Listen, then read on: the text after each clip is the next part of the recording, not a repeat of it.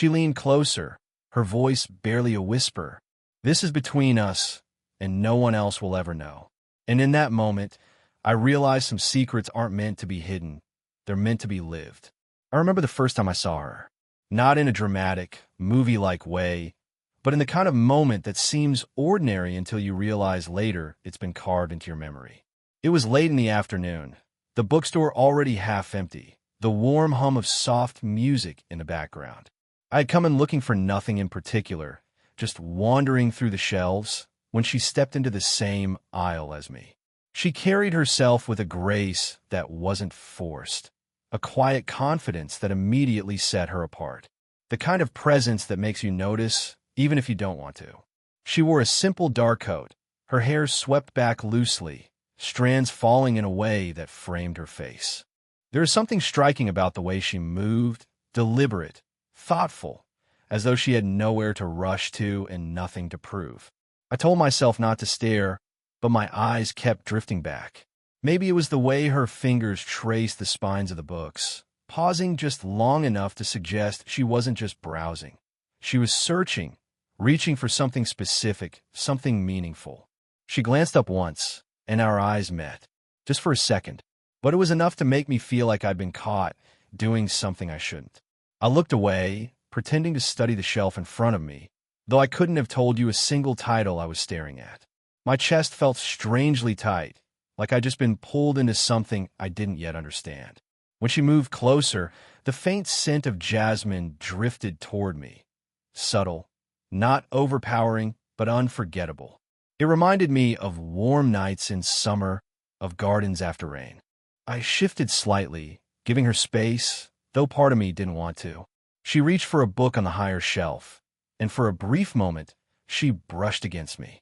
Not much, just the lightest touch of her sleeve against mine, but it sent a current through me that was entirely out of proportion to what had actually happened.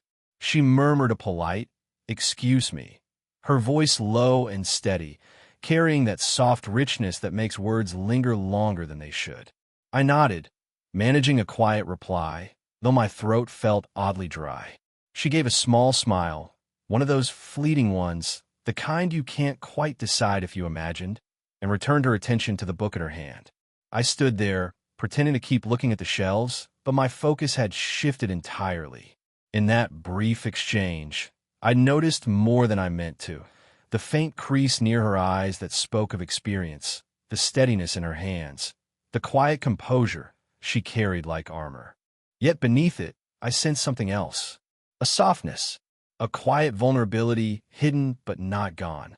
And though nothing more happened, though no words passed beyond that simple "excuse me," I walked out of that store with a strange certainty that something had just begun, something I couldn't explain, but already knew I wouldn't be able to forget. It started simply. A few days after that first meeting, I saw her again.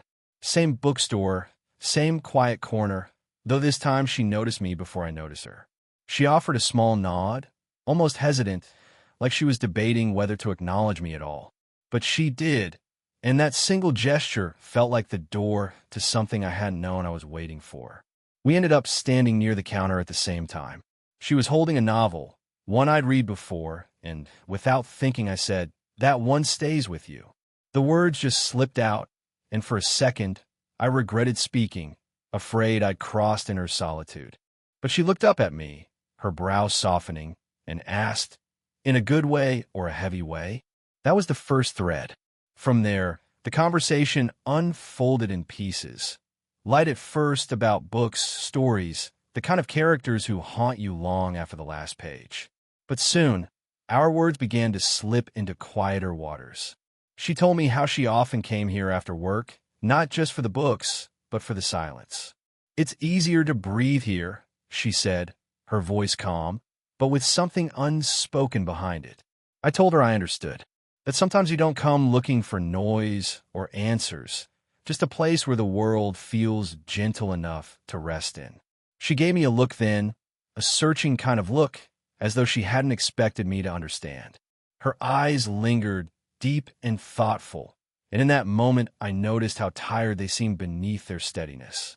Not in a physical way, but in the way someone carries the weight of things they don't share.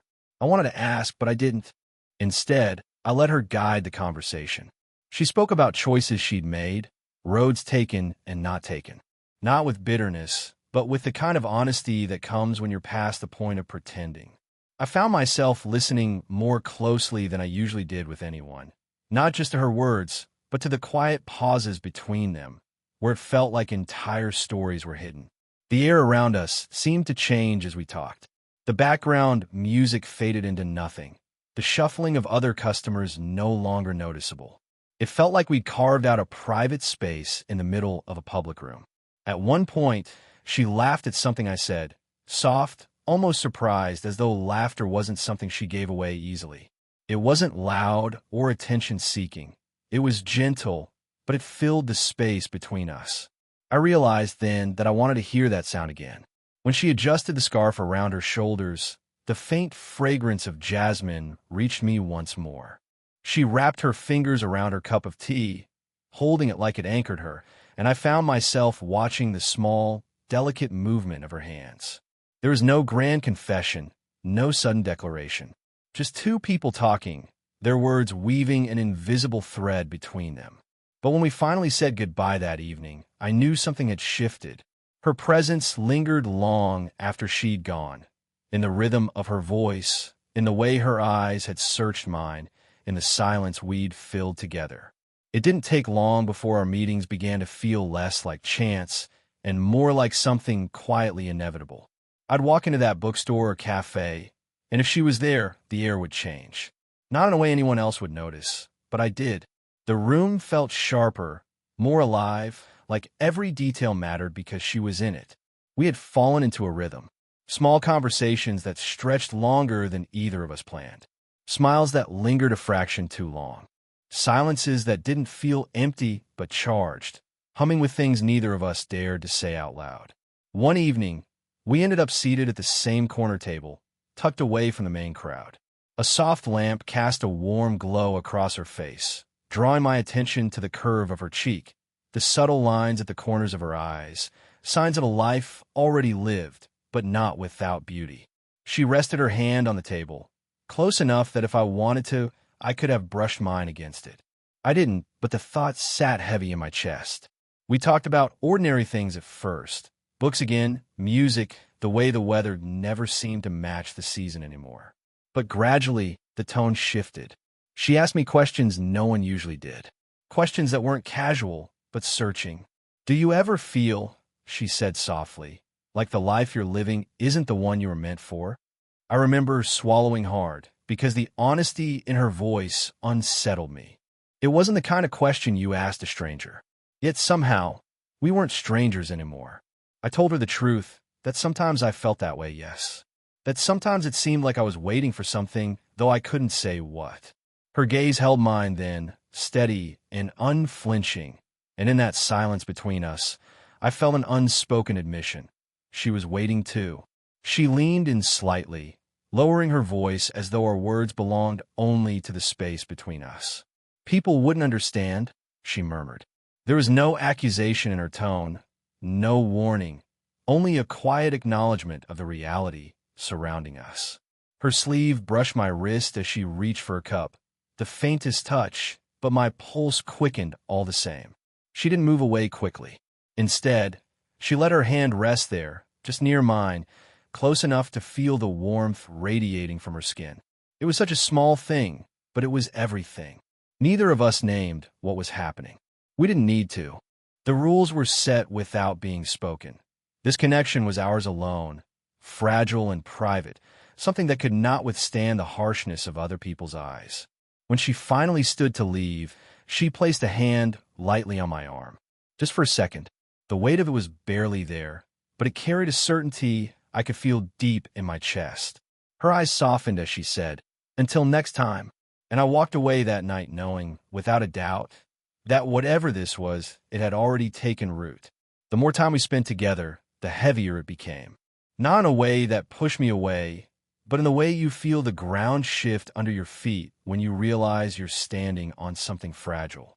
We had built this quiet rhythm, a connection no one else knew about, and yet there were moments when silence pressed harder than words. I could feel it when we walked side by side, when her sleeve brushed against mine, but she didn't move closer. I could feel it when her eyes lingered on me for a heartbeat too long before she turned away. One evening, we found ourselves sitting on a park bench beneath a wide canopy of trees. The night was still, the air cool enough that our breaths mingled faintly in the dim light. She had been telling me about her day, the little frustrations, the way people sometimes assumed she had everything figured out. But then her voice drifted off, and the pause that followed seemed to stretch endlessly. I looked at her then, really looked. There was a weariness in her expression, not from the day, but from something deeper. I wanted to reach for her hand, to anchor her somehow, but hesitation locked me in place. She must have sensed it because she let out a soft sigh and said, "You don't understand, people talk. They always do, and they wouldn't see this for what it is." Her voice was steady, but I could hear the undercurrent of fear threaded through it. I swallowed, unsure of what to say. She was right. I knew it. The gap between us, in age, in experience, in the lives we'd lived, wasn't invisible. And yet, sitting there with her, it felt like none of that mattered. The only thing that mattered was the quiet ache in my chest that told me I couldn't let this go. The silence stretched again, and this time I didn't fight the impulse. Slowly, carefully, I let my hand move closer until my fingers brushed against hers. For a second, she froze. Her hand was warm, trembling slightly, but she didn't pull away. Instead, after what felt like an eternity, her fingers slipped between mine, tentative but deliberate. I felt her pulse quicken against my skin. Mine was no steadier. Neither of us spoke. Words would have broken something delicate, something we weren't ready to define. Instead, we sat there with our hands intertwined, listening to the soft rustle of leaves above us, the distant hum of the city that felt impossibly far away. I could feel her hesitation in the way her grip loosened slightly, as though she might let go at any moment. But then her thumb brushed over my knuckle, slow and uncertain, and I realized she was fighting the same battle I was, between fear and desire, between caution and the undeniable pull drawing us closer. When she finally did pull her hand back, it wasn't abrupt. She let it linger in mine for a second longer, as if memorizing the shape of it. Then she looked at me with an expression I couldn't fully read, part apology, part longing. And in that moment, I understood this wasn't just her hesitation. It was mine too. And yet, the weight of it only made me want her more. It happened on a night when neither of us had planned to linger. The sky had been restless all day, clouds rolling heavy with the promise of rain. And by the time we stepped into the little cafe, the storm had already broken. Sheets of water pounded against the windows, the world outside blurred into streaks of silver and shadow. The cafe was nearly empty, just a few tables scattered with students and tired workers. We sat in our usual corner, tucked away where the lamplight softened everything it touched. The storm outside seemed to cocoon us, shutting out the rest of the world. She pulled her coat tighter around her shoulders, a faint shiver running through her. I noticed the dampness at the ends of her hair, how it clung in delicate strands against her cheek. Without thinking, I reached across the table, brushing one curl back gently, my fingers barely grazing her skin. Her eyes flickered up to mine. For a moment, neither of us breathed.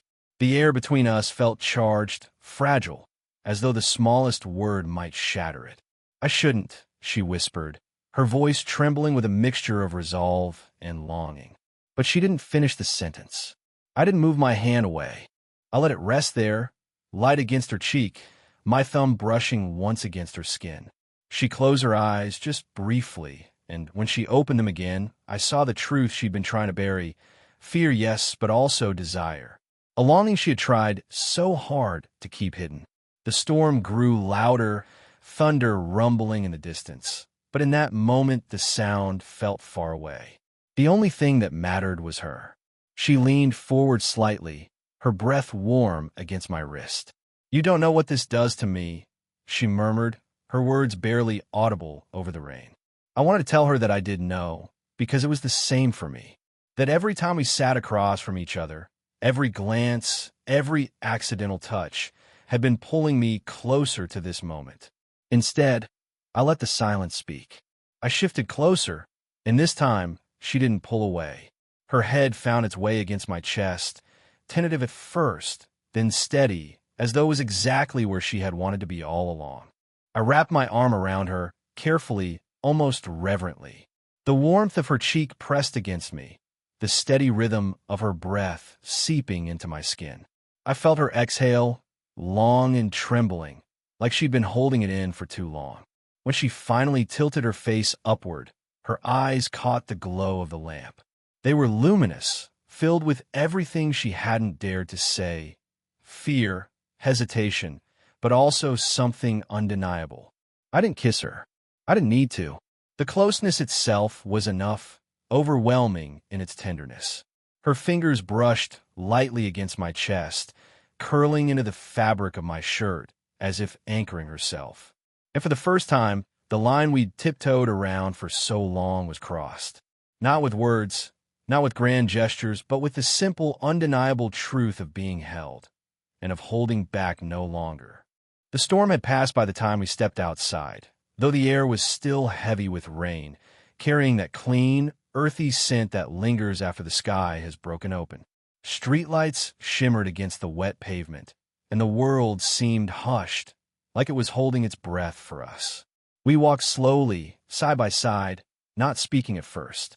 I could feel the warmth of her hand brushing near mine, every accidental touch deliberate in its hesitation. When we reached the corner where the street forked, she stopped, turning toward me. Her expression was unreadable at first.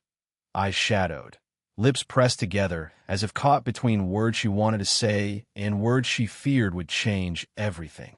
The silence stretched, deepened, until finally she exhaled, her shoulders loosening with the weight of what she carried. "This is between us," she said softly, her voice firm but laced with something fragile. Her gaze held mine, steady and unflinching. "And no one else will ever know." The words settled between us, not as a warning, but as a vow. A pact sealed in the dark, away from the noise of the world. I felt my chest tighten, not out of fear, but because I understood exactly what she meant. This wasn't something we could hold up to the light of day, not without risking it being misunderstood, diminished, or broken. What we had wasn't built for anyone else's approval. It belonged only here, in these quiet corners, in the spaces we carved out for ourselves. She stepped closer, and before I could say anything, her hands rose to my face. The warmth of her palms cupped my cheeks, steady but trembling faintly, as if she was bracing herself for what she had just admitted. Her eyes searched mine, not for permission, but for reassurance. I leaned in her touch, my breath catching when her thumb traced gently along my jaw. The intimacy of that simple gesture was overwhelming, tender, grounding, undeniable. She leaned in then, not for a kiss, but to rest her forehead lightly against mine. "Promise me," she whispered, her breath warm against my skin. "I promise," I said, the words coming out steadier than I felt. And I meant them. Her lips brushed my cheek then, soft and lingering. It wasn't just affection, it was trust. A gift, fragile and powerful all at once. The world around us seemed to fade entirely. The sound of water dripping from the trees, the faint hum of distant traffic, even the cool dampness of the night air, all of it blurred into the background. The only reality that existed in that moment was her closeness, her touch, her whispered vow still echoing in my chest. When she finally pulled back, her hands lingered on my face for a second longer before slipping away. Her smile was faint, almost hidden, but it carried a weight I knew I would never forget. And as we walked on, side by side again, I understood this wasn't about secrecy. It was about sacredness, about something too rare, too delicate, to be offered up to anyone but the two of us. Life didn't suddenly change after that night. There were no fireworks, no declarations to the world. Instead, what grew between us was something softer, steadier, a rhythm that belonged only to the two of us. We began to move in unspoken patterns. A glance across a room when no one else was looking. A brush of her hand against mine when passing me a book. Small, ordinary moments that carried a weight far greater than their simplicity suggested. Sometimes we'd meet in the bookstore, sitting together in the farthest corner, speaking in hushed tones that made the world outside feel irrelevant. Other times, it was a walk through quiet streets, the kind where our footsteps echoed, but no one was there to hear them. And in those moments, I realized that intimacy isn't always about being seen. Sometimes it's about the beauty of being hidden, of knowing something sacred doesn't need to be shared to be real. One evening, we found ourselves back on that familiar park bench. The air was cooler now, the season shifting slowly toward autumn. She had brought a scarf wrapped loosely around her shoulders, and without thinking, I adjusted it for her when the breeze tugged it free. My fingers brushed her collarbone as I tucked the fabric gently into place. She smiled, a small, almost secret smile, but one that told me she felt safe in that gesture. We didn't speak much that night. We didn't need to. Her hand rested lightly on mine, her thumb tracing slow, absent circles across my skin. The silence was not empty, but full of trust, of warmth, of the kind of closeness that doesn't demand words. I often thought about her line. This is between us, and no one else will ever know. At first, it had sounded like a boundary, a limitation. But over time, I began to see it differently. It wasn't about hiding. It was about cherishing, guarding something delicate from the noise and judgment of a world that could never understand. What we shared wasn't built for spectacle. It was built in the quiet, in the way her eyes softened when she looked at me, in the steadiness of her hand when it closed around mine, in the subtle ways she let me see the parts of her no one else did. As the night deepened, she leaned against me, her head resting lightly on my shoulder. The weight was gentle but grounding, as though she had chosen this space, this closeness, as her place of rest. I slipped my arm around her, holding her in a way that was both protective and reverent. In that stillness, I realized there was nothing forbidden about what we shared. Nothing wrong, nothing broken. It was love, quiet, unconventional, perhaps misunderstood by others, but love nonetheless. And when we finally rose to leave, she gave my hand one last squeeze, her thumb brushing over my knuckles with deliberate tenderness. Her smile was soft, fleeting, but it stayed with me as I walked away. Because in the end, what mattered wasn't who knew. What mattered was that we knew. And that was enough.